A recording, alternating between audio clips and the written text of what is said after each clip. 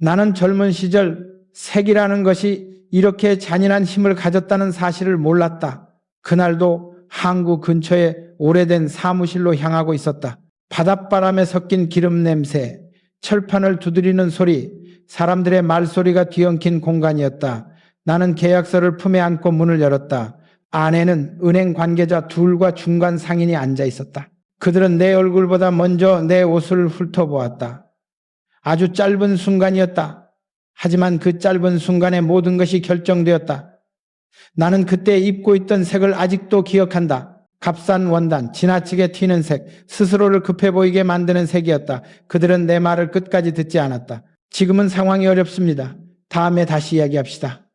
그 말이 거절이라는 것을 나는 바로 알았다. 나는 분노했다. 아니, 더 정확히 말하면 수치심에 가까운 감정이었다. 내용은 보지도 않고 계획은 묻지도 않고 색 하나로 사람을 판단하는 현실이 원망스러웠다. 하지만 그날 집으로 돌아오는 길에 나는 분노를 삼켰다. 그리고 스스로에게 물었다. 왜 저 사람들은 내 말보다 색을 먼저 봤을까? 왜 나는 시작도 하기 전에 값싼 사람이 되었을까? 그 질문이 내 인생을 바꾸었다. 이후 나는 수없이 많은 현장을 다녔다. 공사판, 항만, 회의실, 해외 출장지의 낯선 사무실까지. 그곳마다 공기는 달랐지만 공통점이 하나 있었다. 돈이 오가는 자리는 언제나 조용한 기준을 갖고 있다는 사실이다. 그 기준은 계약서에 쓰여 있지 않다. 말로 설명되지도 않는다. 그러나 모두가 알고 있다. 나는 그 기준 중 하나가 색이라는 것을 몸으로 배웠다. 가난할수록 사람은 자신을 증명하고 싶어 한다. 그래서 더 강한 색을 입고 더 튀는 색을 고른다. 나 역시 그랬다. 존재를 드러내고 싶었고 무시당하기 싫었고 빨리 인정받고 싶었다. 하지만 아이러니하게도 그 색은 나를 더 가볍게 만들었다. 더 초조해 보이게 만들었고 더 불안한 사람처럼 보이게 만들었다. 어느 날 현장에서 함께 일하던 동료가 조심스럽게 말했다. 회장님, 왜 항상 같은 색만 입으십니까? 그때는 회장이 아니었지만 나는 그 질문을 흘려듣지 않았다. 나는 그에게 되물었다. 자네는 왜 중요한 날일수록 색을 바꾸나? 그는 대답하지 못했다. 그 침묵 속에서 나는 확신했다. 색은 취향이 아니라 태도라는 것을, 색은 마음의 속도를 드러내고 욕심의 온도를 드러내며 돈을 대하는 자세를 그대로 보여준다. 그날 이후 나는 하나의 색을 멀리하기 시작했다. 처음에는 의식적인 선택이었다. 하지만 시간이 흐르자 그것은 습관이 되었고 습관은 원칙이 되었다. 그 색을 입으면 마음이 흔들렸다. 판단이 급해졌다. 말이 많아졌다. 상대를 설득하려 들었다. 나는 그런 상태에서 좋은 결정을 한 적이 없었다. 반대로 그 색을 버리고 나니 말이 줄었다. 설명하지 않아도 되는 순간이 늘어났다. 상대가 먼저 질문하기 시작했다. 나는 그 변화를 우연이라고 생각하지 않는다. 사람은 자신이 입은 색만큼의 태도로 행동한다. 태도는 말보다 먼저 전달된다. 그날 항구 사무실에서 문전박대를 당하지 않았다면 나는 이 사실을 평생 모르고 살았을지도 모른다. 가난은 돈이 없어서 시작되지 않는다. 가난은 스스로를 값싸게 만드는 순간부터 시작된다. 그리고 그 시작은 아주 사소한 선택, 바로 색에서 비롯된다. 이제 나는 말할 수 있다.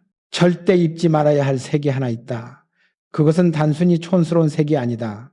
그것은 당신을 조급하게 만들고 신뢰를 깎아내리며 돈의 흐름을 스스로 막아버리는 색이다. 그러나 이 이야기는 아직 시작에 불과하다. 왜 그 색이 그렇게 위험한지, 그리고 부자들은 왜 전혀 다른 색을 선택해 왔는지, 다음 이야기에서 나는 더 깊은 현장으로 당신을 데려가려 한다. 그날은 해외 출장 중이었다. 낯선 도시, 낯선 언어, 낯선 공기였다. 회의실 창밖으로는 모래바람이 낮게 흘렀고 안쪽에는 긴 테이블 하나를 사이에 두고 외국 바이어들과 통역이 앉아 있었다. 나는 말을 많이 하지 않기로 마음먹고 들어갔다. 그곳에서는 말보다 태도가 먼저 거래된다는 것을 이미 알고 있었기 때문이다. 회의가 시작되자 통역이 내 말을 옮기기 전 상대는 이미 나를 보고 있었다. 아니, 정확히 말하면 내 옷의 색을 보고 있었다. 나는 그 시선을 느꼈다. 평가하는 눈빛이었다. 조용하지만 날카로운 눈빛. 돈을 다뤄본 사람 특유의 눈이었다. 그 순간 나는 과거의 나를 떠올렸다. 항구 사무실에서 값싼 사람처럼 취급받던 그날의 나를. 그래서 나는 더욱 침착해졌다. 말을 아꼈다. 설명하지 않았다. 서류를 먼저 내밀지도 않았다. 회의실에는 잠깐의 정적이 흘렀다. 그 정적을 깨뜨린 것은 내 말이 아니라 상대의 질문이었다. 언제까지 완공할 수 있습니까? 그 질문 하나로 분위기가 달라졌다. 나는 짧게 대답했다. 약속한 날짜보다 하루라도 늦으면 그 책임은 제가 집니다. 통역이 말을 옮기는 동안 상대는 고개를 끄덕였다. 그들은 내 계획보다 내 태도를 샀다. 그리고 그 태도는 내가 입고 들어간 색에서 시작되었다. 나는 그날 확신했다. 해외에서는 언어가 장벽이 아니다. 문화가 장벽도 아니다. 진짜 장벽은 당신이 풍기는 불안이다. 그리고 그 불안은 색으로 드러난다. 지나치게 강한 색은 초조함을 드러낸다. 과하게 눈에 띄는 색은 설득하려는 욕심을 드러낸다. 돈을 준 사람은 그런 신호에 아주 민감하다. 그날 회의가 끝난 뒤 통역이 내게 조심스럽게 물었다. 왜 그렇게 말씀이 적으셨습니까? 나는 웃으며 대답했다. 말이 많아질수록 신뢰는 줄어드네. 그는 이해하지 못한 표정이었다. 하지만 상관없었다. 이해는 나중의 문제다. 결과가 먼저다. 그 계약은 성사되었다. 조건은 결코 쉬운 것이 아니었지만 상대는 나를 믿었다. 그리고 나는 그 믿음이 색에서 시작되었다는 사실을 알고 있었다. 이후 나는 해외 현장을 다닐 때마다 같은 원칙을 지켰다. 사막의 태양 아래서도, 비 내리는 항구에서도, 밀폐된 회의실에서도 나는 같은 기준을 적용했다. 그 기준은 단순했다. 튀지 말 것, 조급해 보이지 말 것, 설명하려 들지 말 것, 색은 그 모든 것을 대신 말해준다. 나는 수많은 사업가들이 이 사실을 모른 채 실패하는 모습을 보았다. 그들은 열심히 준비했다. 자료도 완벽했다. 하지만 회의실에 들어오는 순간 이미 반은 진 상태였다. 색 하나로 자신을 싸구려로 만들어버렸기 때문이다. 나는 그 모습을 볼 때마다 마음이 복잡했다. 과거에 내가 겹쳐 보였기 때문이다. 그래서 나는 더 강하게 다짐했다. 절대 그 색으로 돌아가지 않겠다고. 그 색은 나를 급하게 만들고 판단을 흐리게 만들며 상대의 경계심을 깨우는 색이다. 돈은 그런 사람에게 쉽게 마음을 열지 않는다. 돈은 조용한 사람, 흔들리지 않는 사람, 자신을 드러내지 않아도 되는 사람에게 흐른다. 그날 해외 회의실에서 나는 다시 한번 배웠다. 부자는 말을 줄이고 색으로 말한다. 그리고 그 색은 언제나 절제되어 있다. 하지만 아직 이야기하지 않은 것이 있다. 그렇다면 부자들이 실제로 선택해온 색들은 무엇인가? 그 색들은 왜 사람의 마음을 열고 왜 위기 속에서도 신뢰를 유지하게 만드는가? 다음 이야기에 나는 그 첫 번째 색을 꺼내려 한다. 나는 실패한 사람들을 많이 보았다. 그들은 게으르지 않았다. 오히려 누구보다 성실했고 누구보다 말이 많았으며 누구보다 자신이 옳다고 믿었다. 어느 날은 은행 상담실이었다. 공기가 무겁게 가라앉은 방. 서류에서 잉크 냄새가 났고 벽시계 소리가 유난히 크게 들렸다. 맞은편에는 자금 담당자가 앉아 있었고 옆자리에는 사업 확장을 꿈꾸던 중소기업 사장이 있었다. 그는 서류를 펼치기 전부터 숨이 가빠 보였다. 옷의 색이 먼저 눈에 들어왔다. 강했고 과했고 필요 이상으로 자신을 드러내는 색이었다. 그는 말을 시작하자 멈추지 못했다. 준비한 이야기, 억울한 이야기, 미래 계획을 쏟아냈다. 나는 그 장면을 보며 속으로 이미 결론을 알고 있었다. 은행 담당자의 눈빛이 서서히 굳어갔기 때문이다. 그 눈빛은 계획을 검토하는 눈이 아니었다. 리스크를 재는 눈이었다. 나는 그때 깨달았다. 실패한 사업가들은 공통적으로 자신을 설명하려 든다. 그리고 그 출발점에는 늘 색이 있다. 불안한 색은 불안한 말을 부른다. 불안한 말은 신뢰를 깎아먹는다. 결국 돈은 문을 닫는다. 상담이 끝난 뒤 그 사장은 내게 다가와 물었다. 회장님, 뭐가 문제였을까요? 나는 잠시 망설였다. 솔직한 답은 잔인했기 때문이다. 그러나 나는 돌려 말하지 않았다. 자네는 돈보다 먼저 자신을 설득하려 했네. 그는 이해하지 못한 표정이었다. 그래서 나는 다시 말했다. 색부터 급했어. 그 순간 그의 얼굴이 굳었다. 분노와 당혹, 부정의 감정이 뒤섞인 표정이었다. 나는 그 표정을 여러 번 보았다. 사람들은 전략이 틀렸다는 말은 받아들인다. 하지만 태도가 틀렸다는 말은 받아들이지 못한다. 색은 태도다. 태도는 사고방식이다. 가난은 통장 잔고에서 시작되지 않는다. 가난은 마음의 속도에서 시작된다. 조급한 사람은 빠른 결정을 한다. 빠른 결정은 실수를 부른다. 그 실수는 다시 조급함을 낳는다. 그 악순환의 입구에 바로 그 색이 있다. 나는 과거의 나를 떠올렸다. 돈이 없던 시절, 어떻게든 눈에 띄고 싶었던 나, 한 번이라도 더 인정받고 싶었던 나, 그래서 더 강한 색을 골랐던 나, 그때 나는 몰랐다. 눈에 띄는 색은 기억에 남지만 신뢰로 이어지지는 않는다는 사실을. 신뢰는 조용히 쌓인다. 그리고 조용한 색에서 시작된다. 분노가 치밀었다. 왜 아무도 이 사실을 알려주지 않았을까? 왜 우리는 옷을 단순한 거칠애로만 배웠을까? 그래서 나는 내 방식대로 정리하기 시작했다. 실패한 사람들의 색, 흔들리는 사람들의 색, 돈 앞에서 작아지는 사람들의 색을 하나씩 지워나갔다. 그 과정은 쉽지 않았다. 그 색을 버리면 마치 무기를 내려놓는 기분이 들었기 때문이다. 보호막을 벗는 것 같았고 자신감이 줄어드는 것 같았다. 하지만 그것은 착각이었다. 진짜 자신감은 드러내지 않아도 흔들리지 않는 데서 나온다. 색을 낮추자 말이 줄었다. 말이 줄자 상대의 말이 들리기 시작했다. 상대의 말이 들리자 협상의 흐름이 보였다.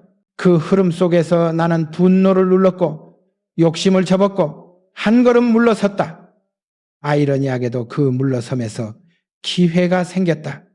나는 이 장면을 수없이 반복해서 보았다.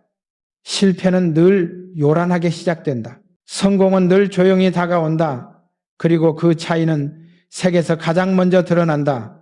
아직도 많은 사람들이 묻는다. 정말 색 하나가 그렇게 큰 영향을 줍니까? 나는 단호하게 말한다. 그렇다. 색 하나가 당신의 첫인상을 만들고 첫인상이 대화를 만들며 대화가 계약을 만든다. 계약은 숫자로 남지만 그 시작은 언제나 감정이다. 이제 나는 분명히 말할 수 있다. 절대 입지 말아야 할 색은 실패한 사람들의 공통 언어다. 그러나 여기서 멈출 수는 없다. 그렇다면 반대로 부자들은 어떤 색으로 자신을 지켜왔는가? 어떤 색이 신뢰를 부르고 어떤 색이 위기 속에서도 사람을 흔들리지 않게 만드는가? 다음 이야기에서 나는 마침내 부자들이 처음으로 선택해온 색의 문을 열 것이다. 이제부터는 부자들이 실제로 선택해온 색의 세계로 들어가려 한다. 이 이야기는 책에서 배운 것이 아니다. 강단에서 만들어진 이론도 아니다. 모두 현장에서 사람과 돈이 정면으로 마주치는 자리에서 내가 직접 확인한 색들이다. 어느 날은 공장 신설을 앞두고 엔지니어들과 처음 만나는 날이었다. 철 냄새가 코끝을 찔렀고 기계가 돌아가는 낮은 진동이 바닥을 타고 전해졌다. 그들은 기술자였다. 말보다 숫자를 믿는 사람들이었다. 나는 그들 앞에서 길게 설명하지 않았다. 대신 내가 선택한 색으로 먼저 서 있었다. 그 색은 첫 번째 색이었다. 튀지 않았다. 권위를 주장하지도 않았다. 그러나 묘하게 안정감을 주는 색이었다. 그날 회의는 조용했다. 질문은 날카로웠지만 공격적이지 않았다. 정말 가능한 일정입니까? 나는 고개를 끄덕였다. 가능합니다. 이유를 길게 설명하지 않았다. 그 색은 이 사람은 준비되지 않은 말을 하지 않는다는 신호를 대신 보내주고 있었다. 첫 번째 색을 입을 때 나는 항상 마음이 느려진다. 느려진 마음은 판단을 정확하게 만든다. 그게 이 색의 힘이다. 두 번째 색은 다른 현장에서 나를 지켜주었다. 해외 항구, 선적 일정이 꼬이고 있었다. 모두의 얼굴에 짜증이 묻어났다. 현장 책임자가 목소리를 높였다. 나는 그를 바라보며 조용히 말했다. 지금 화낼 시간은 없습니다. 그 말이 통했던 이유는 내용이 아니라 분위기였다. 그 색은 감정을 가라앉힌다. 상대의 목소리를 낮춘다. 돈은 흥분한 사람에게 가지 않는다. 돈은 감정을 통제하는 사람 곁에 머문다. 두 번째 색은 바로 그 통제의 색이다. 세 번째 색은 내가 가장 오랫동안 곁에 둔 색이다. 회의실, 식사자리, 공식 행사, 어디서든 이 색은 나를 과장하지 않았다. 오히려 나를 배경으로 밀어냈다. 사람들은 묻는다. 왜 그렇게 존재감을 줄이십니까? 나는 대답한다. 존재감은 말로 만드는 게 아니네. 세 번째 색은 상대가 편하게 말하게 만든다. 편안함은 정보를 부른다. 정보는 결정의 질을 높인다. 이 세 가지 색에는 공통점이 있다. 모두 조용하다. 모두 절제되어 있다. 모두 설명하지 않는다. 부자들은 이 점에서 가난한 사람들과 다르다. 가난한 사람은 자신을 증명하려 한다. 부자는 자신을 증명할 필요가 없다. 그래서 색도 다르다. 나는 이 색들을 선택하면서 하나의 원칙을 세웠다. 색이 나보다 앞서 나가게 하지 말 것. 색이 내 감정을 대신 말하게 하지 말 것. 색은 어디까지나 태도의 그림자여야 한다. 그림자가 본체를 삼키는 순간 사람은 흔들린다. 이 세 가지 색을 입고 수많은 현장을 지나오며 나는 확신하게 되었다. 성공은 화려함에서 오지 않는다. 성공은 신뢰에서 온다. 신뢰는 조용한 반복에서 만들어진다. 그리고 그 반복을 가능하게 하는 것이 바로 이 색들이다. 하지만 여기서 끝이 아니다. 진짜 시험은 위기에서 시작된다. 평온할 때 선택한 색은 누구나 흉내낼 수 있다. 그러나 압박이 몰려오고 자금이 조여오고 모두가 불안해질 때도 같은 색을 유지할 수 있는가? 다음 이야기에서 나는 위기 한가운데서 나를 지탱해준 또 다른 색들에 대해 말하려 한다. 위기는 예고 없이 찾아온다. 숫자가 흔들리고 전화벨이 잦아지고 회의실의 공기가 무거워질 때 사람의 본색은 말보다 태도에서 먼저 드러난다. 나는 그런 순간들을 수없이 통과해왔다. 어느 날은 금융 압박이 극에 달했던 시기였다. 은행 창구 앞에서 담당자의 손이 서류 위를 천천히 훑고 있었다. 그 손놀림에는 망설임이 섞여 있었다. 그때 나는 네 번째 색을 선택했다. 이 색은 나를 단단하게 만든다. 공격적이지 않다. 그렇다고 물러서지도 않는다. 중심을 잡아준다. 나는 목소리를 낮췄다. 요구하지 않았다. 약속만 분명히 했다. 지킬 수 있는 것만 말하겠습니다. 그 한 문장이 통했다. 네 번째 색은 과장을 거부한다. 과장을 거부하는 태도는 신뢰를 부른다. 신뢰는 위기에서 유일하게 통용되는 화폐다. 다음 위기는 더 거칠었다. 계약 파기 직전 모두가 서로를 탓하던 회의실이었다. 엔지니어는 일정이 불가능하다고 했고 영업은 손실을 계산하고 있었으며 파트너는 표정부터 닫혀 있었다. 그때 나는 다섯 번째 색을 입고 들어갔다. 이 색은 분노를 낮춘다. 상대의 어깨를 내려놓게 만든다. 나는 큰 제스처를 쓰지 않았다. 손을 테이블 위에 올려두고 말했다. 우리가 놓친 게 뭡니까? 질문 하나로 방향이 바뀌었다. 다섯 번째 색은 질문의 색이다. 주장하지 않고 묻는다. 묻는 사람 앞에서 상대는 방어를 풀고 방어가 풀리면 해법이 보인다. 그 회의는 밤늦게 끝났지만 계약은 살아남았다. 나는 그날 배웠다. 위기에서 이기는 사람은 목소리를 키우는 사람이 아니라 질문을 정확히 던지는 사람이라는 것을.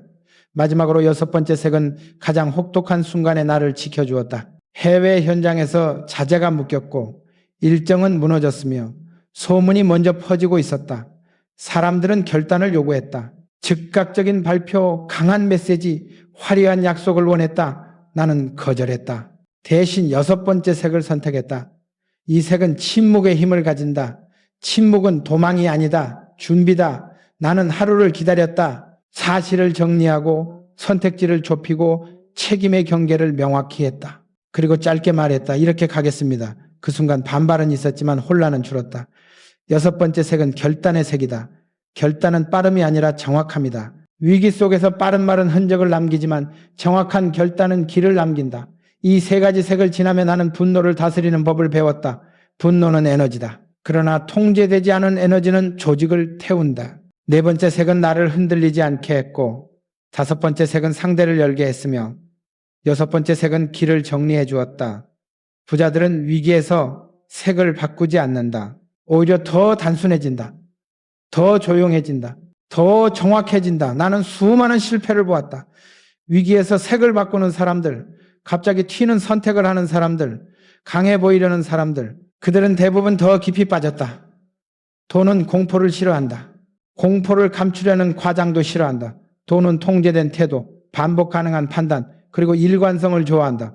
색은 그 일관성을 가장 빠르게 드러낸다. 그래서 나는 위기일수록 색을 줄였다. 말도 줄였다. 약속도 줄였다. 대신 지킬 수 있는 한 가지를 분명히 했다. 그 한 가지가 조직을 살리고 계약을 살리고 사람을 살렸다. 하지만 아직 끝이 아니다. 위기를 넘긴 뒤에도 시험은 계속된다. 공식 석상이 아닌 자리, 계산서가 오가지 않는 자리, 사람과 사람만 남는 자리에서 부자들은 또 다른 색을 선택한다. 다음 이야기에서 나는 일상 속에서 사람을 부르는 색들에 대해 말하려 한다. 위기를 지나오면 사람들은 안도한다. 그리고 그 안도 속에서 다시 실수한다. 공식 회의실이 아닌 자리, 계약서가 오가지 않는 자리, 술잔이 놓이고 웃음이 섞이는 자리에서 사람의 진짜 태도는 더 선명해진다. 나는 그런 자리들을 중요하게 보았다. 사업은 서류에서 시작되지만 관계는 일상에서 완성되기 때문이다. 어느 날은 해외 파트너와의 저녁 자리였다. 형식은 없었다. 넥타이도 풀렸고 대화는 가벼워 보였다. 그러나 나는 알고 있었다. 이 자리야말로 다음 계약의 방향을 결정짓는 순간이라는 것을. 그래서 나는 7번째 색을 선택했다. 이 색은 경계를 낮춘다. 상대를 편하게 만든다. 동시에 선을 넘지 않는다. 과하지도 않고 가볍지도 않다. 사람들은 종종 착각한다. 비공식 자리에서는 아무 색이나 입어도 된다고. 아니다. 이 자리에서는 오히려 더 많은 것이 보인다.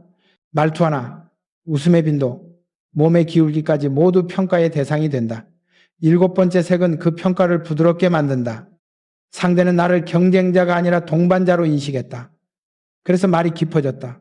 깊어진 말 속에서 나는 그들의 진짜 우려를 들었다. 우려를 알면 대비할 수 있다. 대비하면 신뢰가 생긴다. 신뢰는 다시 돈을 부른다. 이 색은 그런 순환을 만든다. 다음은 8번째 색이다. 이 색은 더 조용하다. 사적인 만남, 소수의 사람만 있는 자리에서 힘을 발휘한다. 나는 종종 젊은 경영자들과 마주 앉았다. 그들은 질문이 많았고 눈빛이 흔들렸다. 어떻게 그렇게 오래 버티셨습니까? 나는 길게 대답하지 않았다. 대신 그 색으로 앉아 있었다.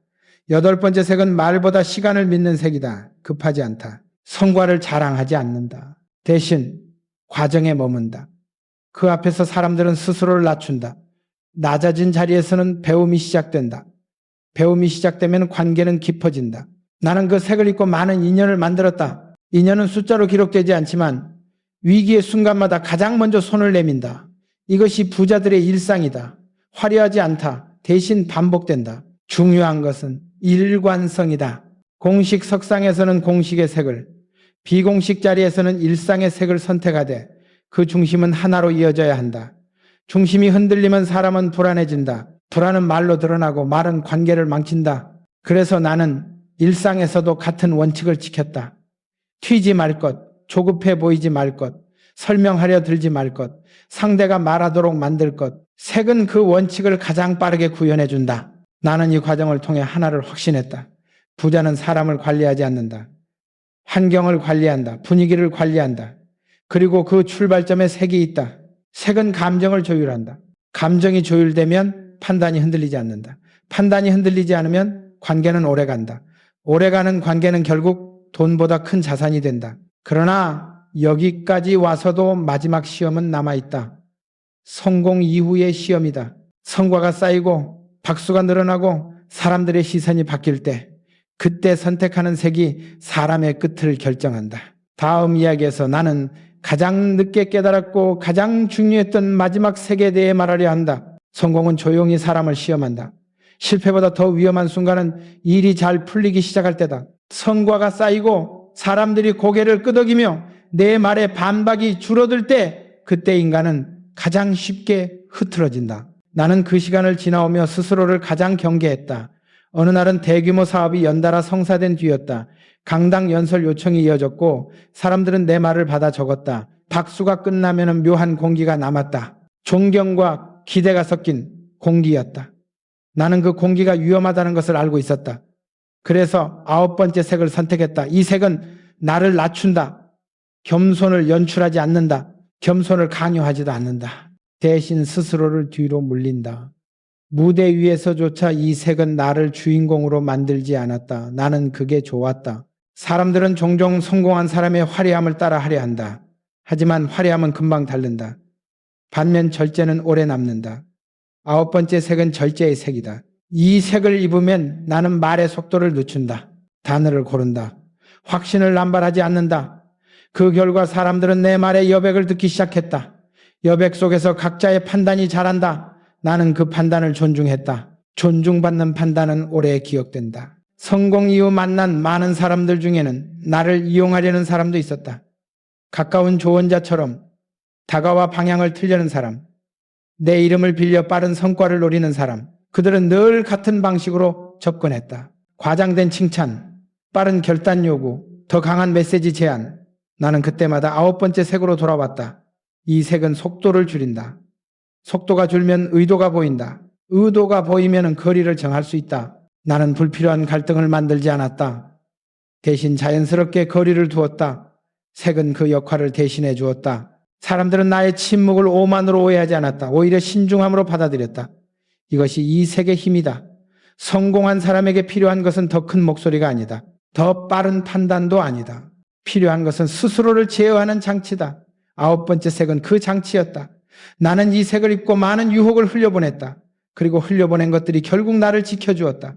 돌아보면은 성공은 언제나 나보다 빨리 달려가려 했다. 그때마다 나는 한 발 늦추었다. 늦춤은 후퇴가 아니다. 균형이다. 균형을 잃지 않는 사람이 오래간다. 오래가는 사람이 결국 이긴다.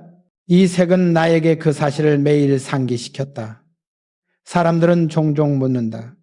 그렇게 조심하면 기회를 놓치지 않습니까? 나는 단호하게 답한다. 지나친 기회가 사람을 망칩니다. 기회는 선택의 문제다. 선택은 태도의 문제다.